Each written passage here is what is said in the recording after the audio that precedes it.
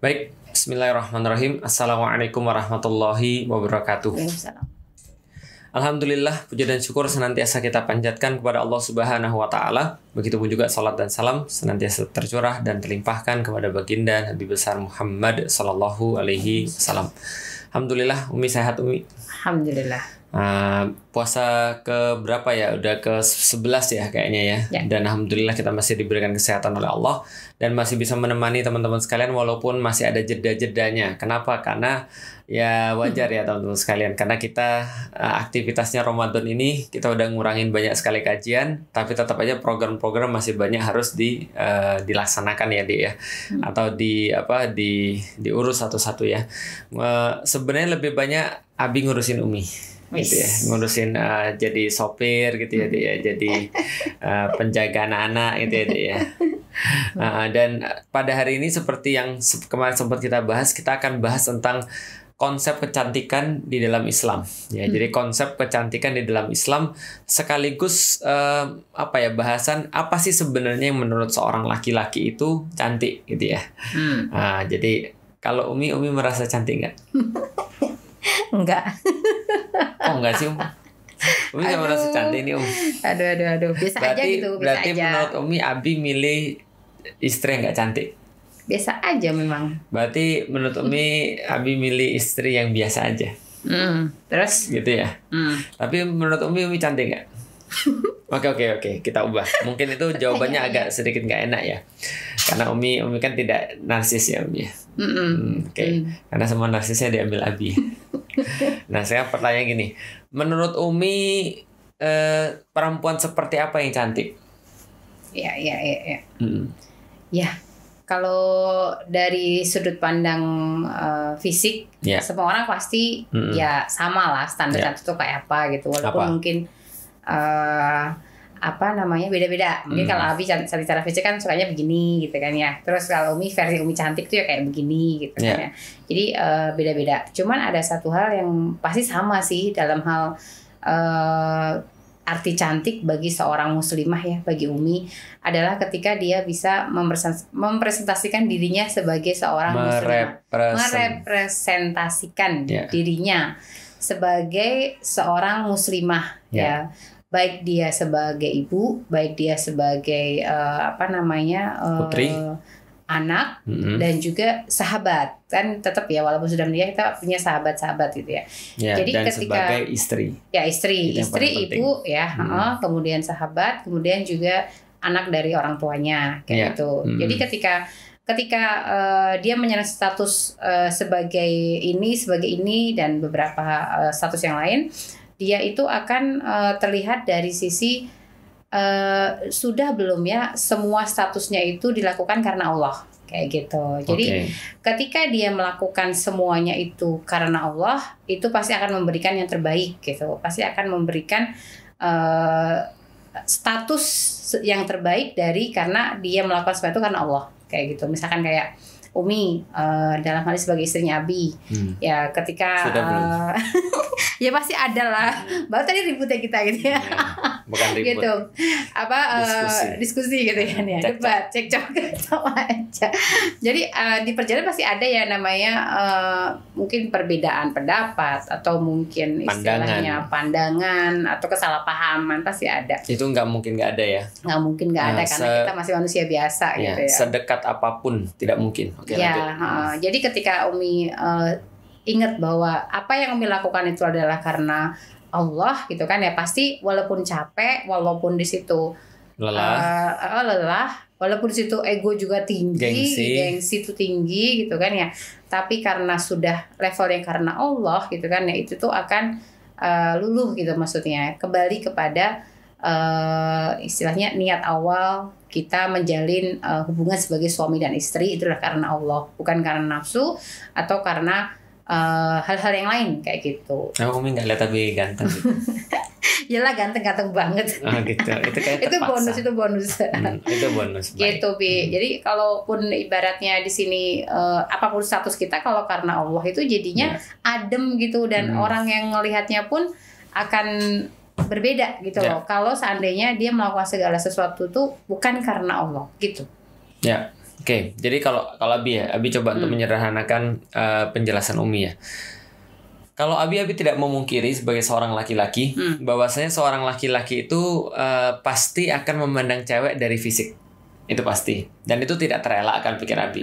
Maka sampai sekarang pun ketika Abi sudah beristri misalnya, dan Abi sudah berusaha untuk memahami nilai-nilai Islam, tapi tetap saja ketika contoh misalnya ada seorang perempuan yang misalnya secara fisik dia menarik, ya Abi pasti akan tertarik. Makanya di dalam Islam melarang gitu kan ya, walaupun kamu sudah ibaratnya mengajar agama ataupun kamu tuh ibaratnya sudah kiai atau sudah ulama besar ataupun apapun, bahkan sudah tua ya, itu tetap Islam membatasi bahwasanya kamu jangan sampai untuk mendekati zina gitu loh. Karena kenapa? Karena semua laki-laki sama gitu maksudnya. Semua laki-laki itu akan melihat secara fisik. Nah, Abi misalnya contoh akan tertarik dengan fisik semua laki-laki. Apa aja yang tertarik pada apa aja yang menarik bagi laki-laki soalan fisik? Ya bervariasi ya dia. Bukan bervariasi, ada tingkatan-tingkatannya. Setelah disurvei, oh ternyata orang lebih tertarik pada bentuk badan misalnya. Bagi laki-laki itu seksi itu adalah ketika misalnya proporsinya menarik gitu misalnya. Terus dia punya atribut-atribut yang menarik, wajah dan seterusnya. Ya bokong dan seterusnya kayak gitu-gitu. Itu adalah bagian-bagian fisik yang secara penelitian tuh ada gitu loh, Dik, maksudnya. Nah, dan itu adalah bagian daripada universalitas ya, atau semacam kayak laki-laki itu semuanya ya begitu. Nah, hanya saja ada yang Umi bilang tadi, ada yang namanya bersifat selera. Nah, kalau selera tuh nggak bisa dipaksa. Nah, Abi dulu deh terus terang, karena mungkin Abi tuh sering kali melihat orang-orang sipit ya. Ya karena semuanya sipit. Jadi Abi tuh seneng sama yang matanya tuh nggak sipit. Nah, dan Abi dapat gitu kan ya. Nah, misalnya kayak gitu. Nah, jadi Abi seneng, selera Abi adalah dengan yang matanya nggak sipit. Mungkin kenapa orang-orang Korea dan orang-orang Jepang itu famous di Indonesia, karena orang Indonesia udah ngelihat matanya ya belok semua.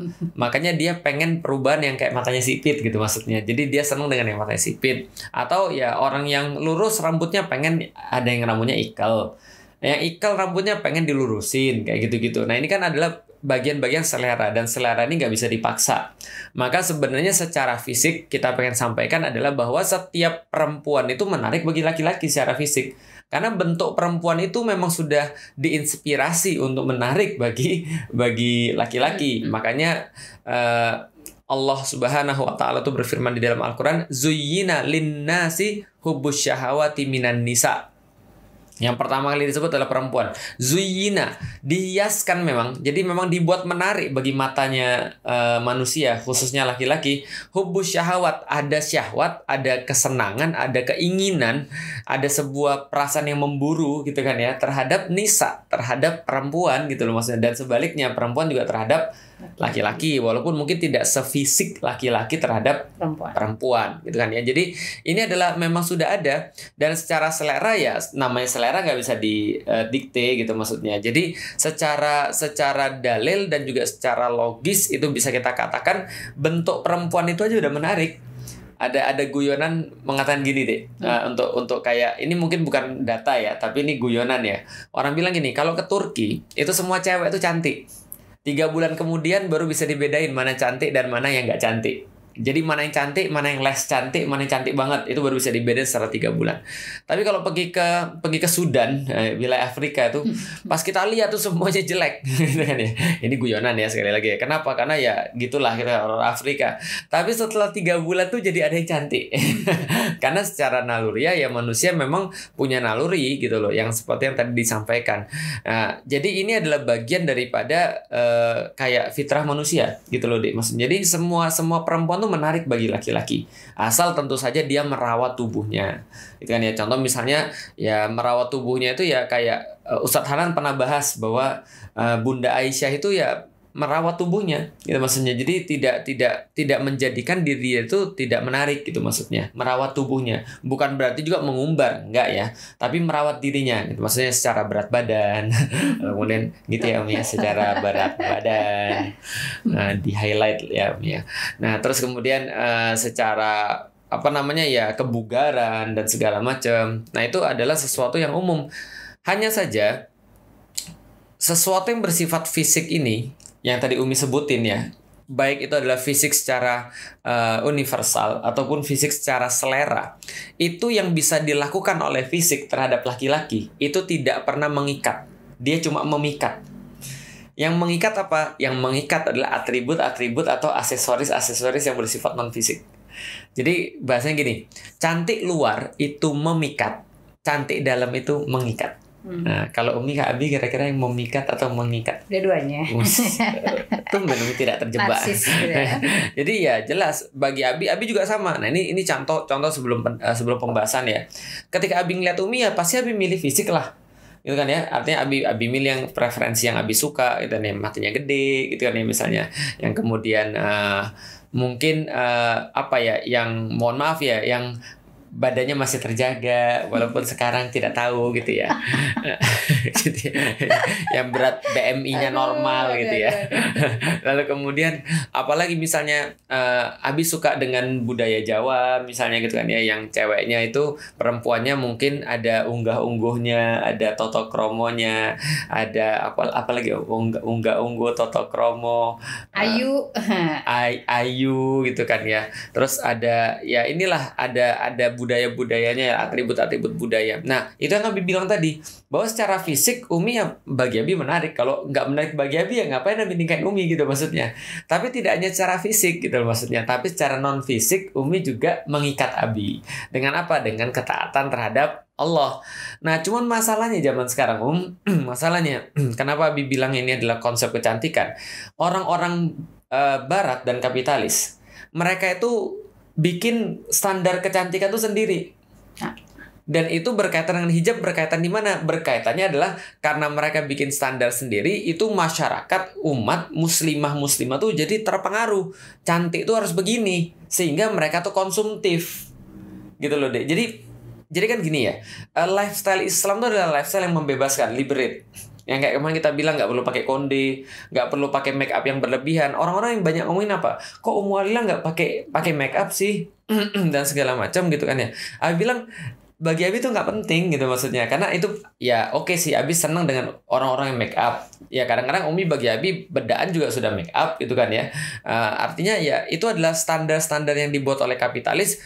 Harus begini make up itu, harus begini kemudian skincare itu, harus begini kemudian yang namanya cantik itu, sehingga orang ngejar cantik yang merupakan fata morgana tadi, sehingga mereka menghabiskan uang lalu kemudian konsumtif dalam perkara itu, dan mereka melupakan kewajiban mereka dan bahkan merupakan atribut-atribut non fisik yang menyebabkan laki-laki itu terikat sama dia.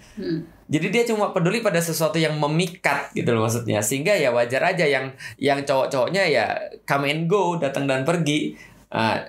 Contoh ya, nanti Umi bisa bahas ya. Contoh ya, mereka menstandarkan bahwa cantik itu adalah putih. Cantik adalah putih. Banyak nggak iklan-iklan yang Umi lihat kayak gitu? Banget, semuanya gitu memang. Gitu kan ya. Abi masih ingat ada iklan sebelum rame-rame skincare kayak sekarang. Itu cuma kayak krim doang gitu, krim pemutih gitu ya. Terus ada ting gitu sebelum dan sesudah dalam waktu berapa bulan berapa minggu. Oh tiba-tiba dari hitam banget jadi putih banget gitu kan ya. Aku bilang benar tuh kan ya. Itu pertama.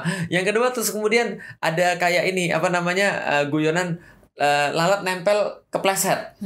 Jadi yang namanya cantik itu adalah putih, lalu kemudian licin wajahnya, lalu kemudian apalagi ya dengan standar rambut tergerai gitu kan ya, lalu kemudian rambutnya lurus gitu, lalu kemudian badannya itu yang sangat kurus banget kayak model-model pada saat itu. Nah itu yang mereka buat sehingga orang tuh bilang cantik tuh kayak gitu, berarti kerudung tuh gak cantik gitu maksudnya. Berarti berhijab itu kuno. Nah karena standar-standar kecantikan yang mereka buat. Nah menurut Umi gimana? Kalau sekarang memang juga dalam hal skincare tadi Abi sempat bahas ya. Sekarang juga memang sangat gencar banget ya tentang ya, termasuk bos skincare. Dunia perskincarean gitu. Ya kalau kan di Safi Natural memang di situ lebih ke natural ya, jadi sabun muka yang natural. Kita kasih tahu dulu sebelum lanjutin ya. Kita kasih tahu dulu bahwa tidak salah dalam merawat tubuh. Tadi juga Abi udah bilang. Abi tentunya sebagai seorang laki-laki ya pengennya Umi perawatan dong. Cuman perawatan bukan perawatan itu berbeda dengan konsep tabarruj tadi atau konsep kecantikan yang menyesatkan yang nggak akan pernah mereka dapat oleh Barat. Nanti kita lanjutin, monggo silakan.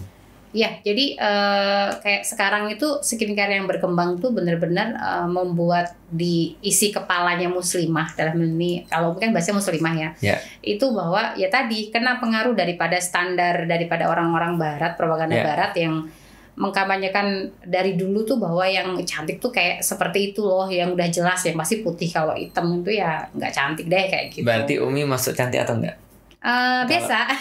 Biasa. Tidak tahu. Nah, itu kalau jawabannya Oji nggak tahu. Gitu. Jadi itu mau gak mau itu memang udah ngena banget gitu loh. Nah terus yang sekarang Umi perhatiin itu lebih parahnya lagi ya orang-orang yang berhijab yang di situ notabene adalah kemarin baru denger yang teman-teman pengemban dakwah juga itu juga sampai ibaratnya di situ tuh ikut terlibat gitu loh pada perdagangan si produk yang lagi happening banget itu gitu. Terus ada yang bertanya ke Umi kan, gimana hukumnya jualan produk yang di situ mengglowingkan, memutihkan wajah kayak gitu. Umi ketawa aja sih kedenger itu apa namanya. Padahal dalam hal ini ya nggak masalah juga gitu loh. Kalau seandainya seorang muslimah itu kepingin wajahnya tuh bersih gitu. Dan di situ tapi juga harus pintar juga, edukatif juga kitanya gitu loh, supaya jangan sampai ikut nyebar hoax. Bener. Jadi kalau bisa itu jangan sampai dibaca dulu tuh sebelum pakai, misalkan apakah di situ nanti akan ada efeknya apa, kemudian juga karena mereka kan bahan kimia rata-rata ya Bia. Jadi jangan sampai nanti malah membuat kulit kita yang sebenarnya nggak apa-apa jadi apa-apa kayak gitu. Jadi dan di situ sekaligus juga jangan sampai malah kita terlena dengan kampanye itu yang notabene kita tuh harusnya adalah seorang pengemban dakwah yang di situ mengkampanyekan cantik seorang muslimah itu dari sisi pandang ketaatan itu. Jangan sampai malah kita memperkuat gitu loh kampanye orang-orang Barat tentang arti kecantikan versi mereka gitu. Abi masuk akal sih Dek kalau itu membersihkan ya, atau itu adalah merapihkan ya. Tapi kalau memutihkan itu melawan kodrat menurut Abi. Iya benar. Karena memang ada Bi. Ya ada memang betul. Karena ya itu kan sebenarnya kan hitam itu kan pigmen.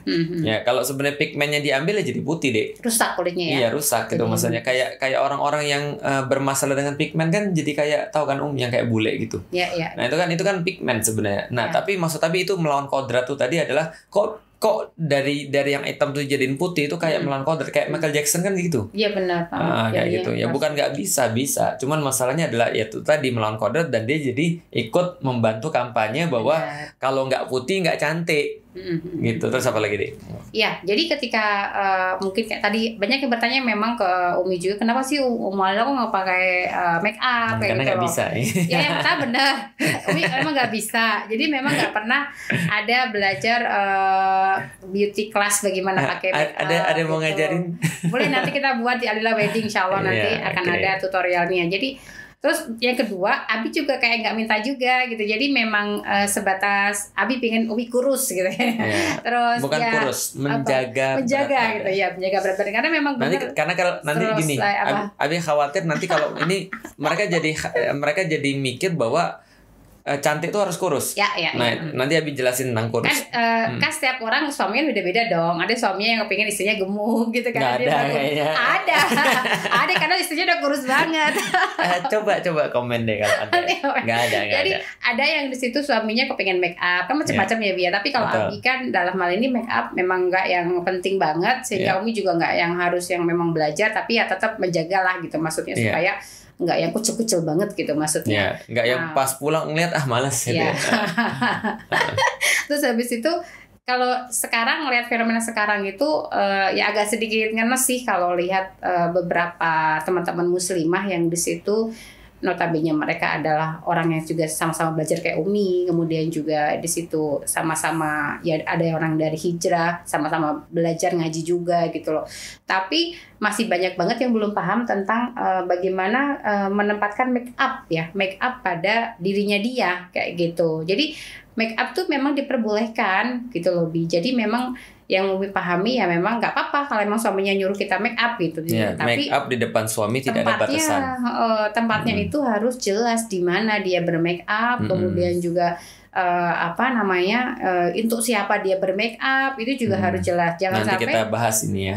Jangan sampai nanti di sini apa yang tampil, yang keluar dari seorang muslimah itu hanya lebih dominan fisiknya gitu loh, bukan ketaatannya kepada Allah. Karena sayang banget kalau seandainya apalagi sekarang dunia sosmed ya Bi ya, dunia sosmed itu apapun yang kita posting itulah dakwah kita sebenarnya gitu. Jadi ketika kita mau posting lagi ngaji, kalau ngeliat ya nggak sombong itu, bukan mau yang ibaratnya sombongnya ngaji di posting gitu loh. Tapi kalau ngeliat ya jadi aku belum ngaji nih jadinya gitu. Betul. Jadi memang kenapa kita nggak posting-posting yang dalam hal ini mengajak dalam kebaikan. Tapi ketika kita memposting misalkan keluar dengan aktivitas kita misalkan bermake up tebal, kemudian juga memperlihatkan hal-hal yang menurut Umi harusnya itu diperlihatkan di dalam rumah, itu kan sebenarnya juga bagian dakwah ya akun kita gitu ya. Ya, gitu jadi sih. Kata Umi tadi gini ya, kalau misalnya kita posting sesuatu yang baik, kalau kita tidak ikhlas atau kita ria, ya kita dosa. Kalau kita nggak ria dan kita ikhlas, itu jadi amal syiar atau amal dakwah. Tapi kalau kita posting sesuatu yang salah, ikhlas dosa, ria apalagi. Jadi tetap aja posting aja yang baik-baik. Dan yang tadi Ami mau jelasin tuh gini, Dik. Barat dan kapitalis itu buat standar kecantikan karena mereka punya kepentingan. Mereka jual produk. Gitu kan ya, sehingga mereka memberikan standar-standar kecantikan itu. Ya, maksudnya contoh kayak putih, sehingga orang-orang beli kemudian skincare yang bikin putih. Padahal menurut Abi sangat nggak fair, sangat nggak adil. Kenapa? Kok bisa ada orang Cina menstandarkan misalnya contoh cantik itu sipit, sehingga kalau orang yang nggak sipit harus operasi mata. Atau sebaliknya, dulu orang-orang Barat justru ketika di orang-orang Jepang dan Cina itu menstandarkan cantik itu belok matanya, sehingga orang-orang Cina sekarang pada operasi untuk jadi belok. Kan lucu kan ya? Nah, jadi ini adalah bagian daripada standar-standar dibuat-buat oleh mereka, dan mereka siarkan sedemikian rupa kayak kata Umi tadi. Saking banyak syiarnya itu orang tuh merasa salah ketika dia tuh nggak putih gitu maksudnya. Kalau dia tuh nggak kurus gitu kan ya. Makanya Abi bilang tadi bukan kurus tapi menjaga badan gitu maksudnya. Karena gini, ternyata ini adalah jadi fenomena yang orang nggak bisa kejar. Umi tahu nggak ada penyakit namanya bulimia nervosa? Belum. Bulimia itu salah satu kemudian penyakit yang diderita oleh ya nanti saya lanjutin dulu ya. Jadi ini adalah salah satu penyakit yang diderita oleh namanya Lady Di. Umi pernah dengar nggak Lady Di?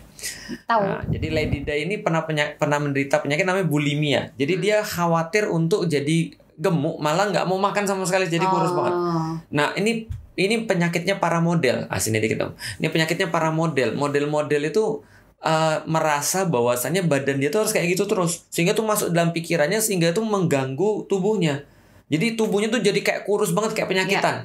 Dan ini kayak sesuatu yang nggak mungkin. Dan ternyata Abi baru tahu dalam satu film gitu kan, diceritakan seorang aktivis yang membela perempuan mengatakan bahwa kalian tuh jangan mau distandarkan oleh laki-laki. Cantik tuh kayak apa, bagus tuh kayak apa, seksi tuh kayak apa, hot itu kayak apa. Itu semua laki-laki yang bikin. Contoh kayak misalnya Miss Universe itu laki-laki yang bikin standar-standar itu. Dan dia bilang ternyata faktanya adalah ketika seorang perempuan tuh difoto, setelah itu di Photoshop. Jadi badannya tuh nggak real gitu loh maksudnya. Jadi ketika seorang artis tuh difoto misalnya jadi majalah, ininya dikecilin.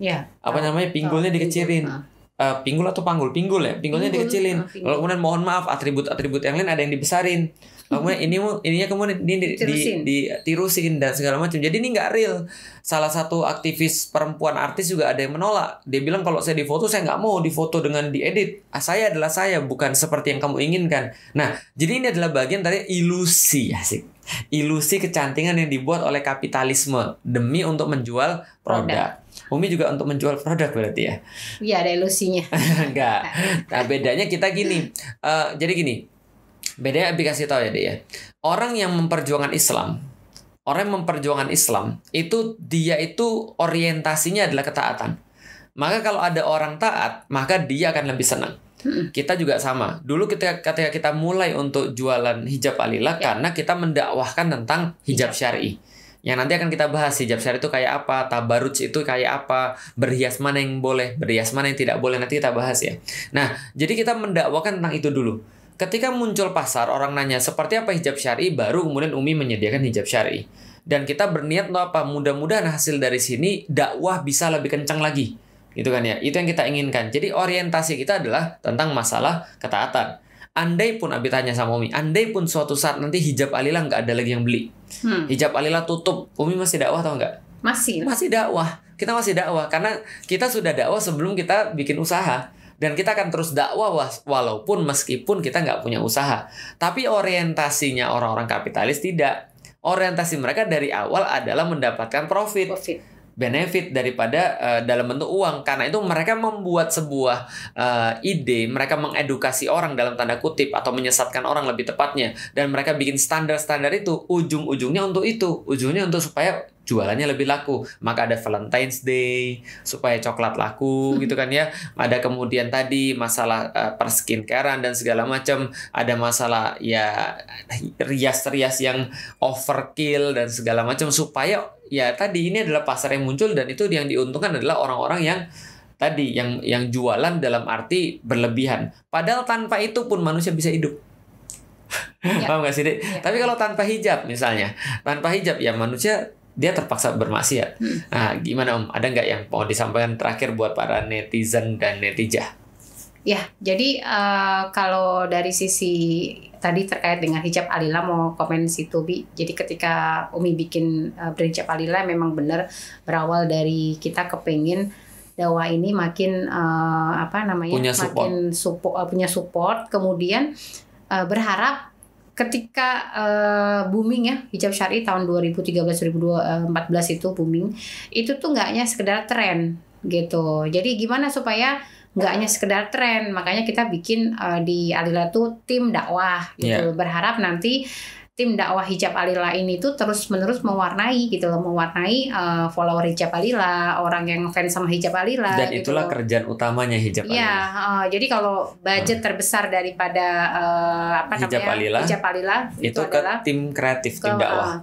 Ke tim dakwahnya hijab Alila. Mungkin kalau orang memandang itu mah jualan, wajar sih karena emang jualan. Ya, memang jualan. Benar. Tapi ya memang dalam hal ini motivasi terbesarnya Umi, walaupun kayak misalkan kemarin lagi pandemi tuh kan lumayan tuh tergerus banget itu namanya omset gitu. Jadi tapi Umi tetap happy gitu, maksudnya menjalankan semua itu karena selama tim dakwahnya masih jalan. Tim dakwahnya masih bisa jalan, mereka masih terus bisa untuk kita arahkan, walaupun juga memang mereka itu bukan orang sempurna. Karena Umi selalu menyampaikan bahwa kita bareng-bareng di sini. Ini kita punya follower segini banyak loh. Kita punya alat-alat yang lengkap loh. Masa kita nggak bisa kreatif lebih lagi supaya dakwah ini semakin mudah untuk diterima oleh anak-anak muda, karena memang rata-rata netizen hijab Alila itu yang memang anak-anak muda plus ibu-ibu muda seusia Umi lah kayak gitu. Muda ya Umi. Gitu. Ya hampir pertengahan.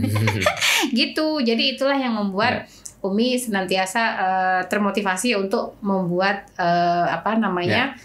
hijab Alila ini tetap terjaga kesyariahnya, karena kita memang tujuannya adalah bukan untuk nyari uang. Yang penting jualan tetap ada untungnya gitu, tapi tujuan adalah supaya dakwah bisa tetap jalan. Dan baju nggak akan berubah karena beberapa brand yang lain tuh berhubung karena sekarang nanti syari. kita bahas itu nanti. Boleh. Siap. Jadi nanti insya Allah nanti doakan aja hijab Alila supaya tetap bermanfaat di dunia dakwah lewat online, dan di situ bisa tetap mensupport teman-teman yang dalam ketaatan untuk hijrah. Oke, baik. Kesimpulan jelas ya teman-teman sekalian, bahwasanya cantik luar itu memikat, cantik dalam itu yang mengikat. Bukan tidak boleh untuk berhias, bukan tidak boleh untuk menjaga badan, bukan tidak boleh untuk pakai skincare, bukan. Hanya saja kita perlu mengingatkan jangan sampai kita juga terjebak dengan ilusi-ilusi kecantikan yang dibuat oleh Barat. Karena kalau kita cuma berfokus pada ilusi-ilusi kecantikan yang itu bersifat fisik dan over gitu kan ya, maka kita biasanya cenderung untuk melupakan kecantikan-kecantikan yang bersifat inner, yang bersifat ketaatan, dan itu justru yang paling penting yang mengikat seorang laki-laki dan yang akan menyelamatkan hidup Anda besok. Artinya, kalau ada orang yang cantik secara fisik, belum tentu mereka mendapatkan suami yang soleh. Tapi kalau seandainya mereka cantik secara inner, insya Allah mereka dapat suami yang soleh, dan insya Allah kehidupan mereka akan lebih baik. Itu aja. Makasih teman-teman sekalian. Assalamualaikum warahmatullahi wabarakatuh.